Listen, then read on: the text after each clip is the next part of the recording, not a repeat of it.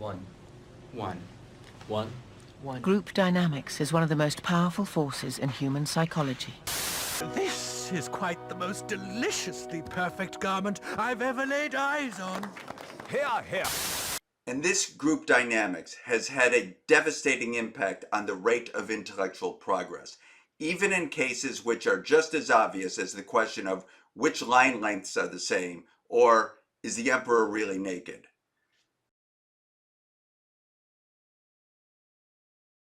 Okay, here we go. One shot.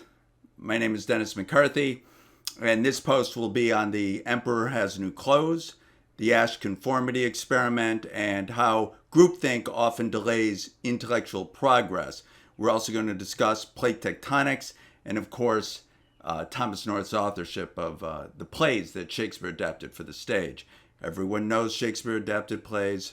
They just didn't know who wrote them. Now we do. Also, if you can, please do subscribe to my Substack if you like any of the discoveries that I've made or any of the posts that I've written. Now, The Emperor Has No Clothes is probably the most famous story on groupthink ever written. Hans Christian Andersen wrote it. And it's about two swindlers that sell a suit of clothes to the emperor that is so expensive and so fine you could barely even feel it. This is quite the most deliciously perfect garment I've ever laid eyes on.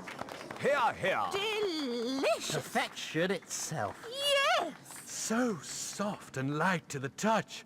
And of course, there's no suit of clothes at all. The emperor puts it on, he's parading it in front of the townspeople, but the townspeople don't want to look stupid, so they all agree that it's this fabulous new suit of clothes. And that is until a child finally says the truth, which is that the emperor's just walking around naked. Grandpa! He's starkers! Don't be silly, Sophie. It's just the modern look. Probably the greatest scene in it is when the child does yell to the townspeople, "See with your eyes." But he's got nothing on! Look, everyone! Look with your eyes! Sophie, please. People will think we're, fools or something. Stunningly, this is not just a fable. Psychologists have studied the effect of groupthink on people in which people will not see with their eyes. They will listen to what other people are saying rather than believing what they're seeing. And this was demonstrated in the very famous Asch conformity experiment. Your task will be simply to look at the line here on the left and indicate which of the three lines on the right is equal to it in length. So, for example, if you think The actors have been told to match the wrong lines. The volunteer will be monitored to see if he gives the correct answer or if he goes along with the opinion of the group and gives the wrong answer. The correct answer is 2. Three. Three. Three. 3. 3. The Asch experiment has been repeated many times, and the results have been supported again and again. We will conform to the group. Again, we're very social creatures. We're very much aware of what the people around us think. We want to be liked. We don't want to be seen to rock the boat, so we will go along with the group. Even if we don't believe what people are saying, we'll still go along. One. one. One. One. Group dynamics is one of the most powerful forces in human psychology. One. And this group dynamics has had a devastating impact on the rate of intellectual progress, even in cases which are just as obvious as the question of which line lengths are the same, or is the emperor really naked? Take, for example, Alfred Wegener's discovery of continental drift, now called plate tectonics. Not only do the continental outlines fit together, but the interlocking continents share various geological features and even poor dispersing fossil plants and animals that can't cross oceans. This map is a believe your eyes moment. Yet, Alfred Wegener published all this information by 1915, but geologists and geophysicists of the era had already accepted and written their own works and taught their own classes based on the long-held assumption the continents never moved. They could not deny Wegener's facts, but argued it was all coincidence, and that poor dispersing taxa rafted across the oceans. Wagner was ridiculed and then ignored.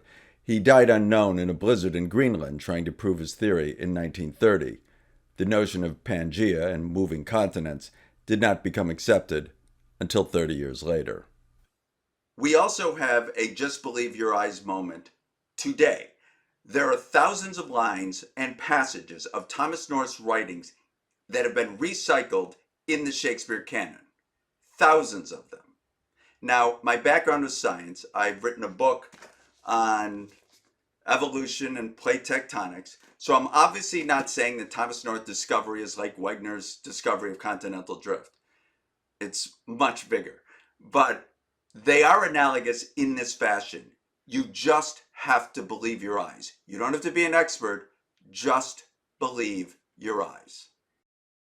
That's North's passage on the left, Shakespeare's on the right. The words in red and bold are shared. These borrowings appear in every play Shakespeare ever wrote and derive from everything North ever wrote, including his unpublished text. And obviously, these borrowings are not normal. No one else in history has ever started plagiarizing a writer with his first work and continued borrowing from that same writer, work after work, for decades until his final work. Saying this is normal is like saying lots of royalty walk around in invisible clothes. In fact, let's just look at one of the more egregious examples of plagiarism that occurred recently. In April of 2006, the New York Times ran an article on an extraordinary example of plagiarism, Kavya Viswanathan's borrowings from Megan McCafferty novels. She also appeared on the Today Show. Examples of very similar passages between your book and two of Megan McCafferty's books. And she is the first example given in Richard Posner's book, The Little Book of Plagiarism. This is the example Posner discussed. Shared words are in red.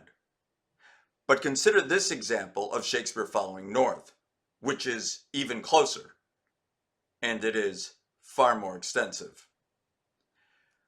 Reports suggest that Viswanathan took as many as 40 passages from McCafferty, comprising about 1,600 words. This is on par with some of the other most notorious examples of plagiarism in history. Stephen Ambrose is borrowing from Thomas Childers, Leonard Stern from Robert Burton in Tristram Shandy. But Shakespeare has borrowed more than twice as much from Thomas North, more than twice as much as one of the most egregious examples of plagiarism in history. And that's just counting Shakespeare's Coriolanus. You also have to add in Antony and Cleopatra, and Julius Caesar, and 34 other plays, starting with Shakespeare's first and continuing to his last. All of them borrow extensively from North's writings. They borrow his passages, stories, characters, and images. There's been nothing like this in history, not during Shakespeare's time and not since. Now, the reason for all this obsessive recycling of Norse material in the Shakespeare canon is not because Shakespeare was just plagiarizing everything that North had ever written, including his travel journal and his marginal notes. It's just that Shakespeare was adapting North's old plays. It was Thomas North who was recalling all his old ideas and stories and all his humanist writings, and then when he would put them into his own plays, he would of course use his own language. Most writers do this. They repeat their own unique language when repeating the ideas that are important to them. This is why, by searching for Thomas North's manuscripts and books, we keep on making discoveries that make news reports around the world. And this really should not be controversial. We know Shakespeare adapted old plays. There are countless allusions and descriptions of the plays long before Shakespeare could have written them. No one denies that he adapted old plays. So it shouldn't be that controversial that the person who wrote them was named Thomas North.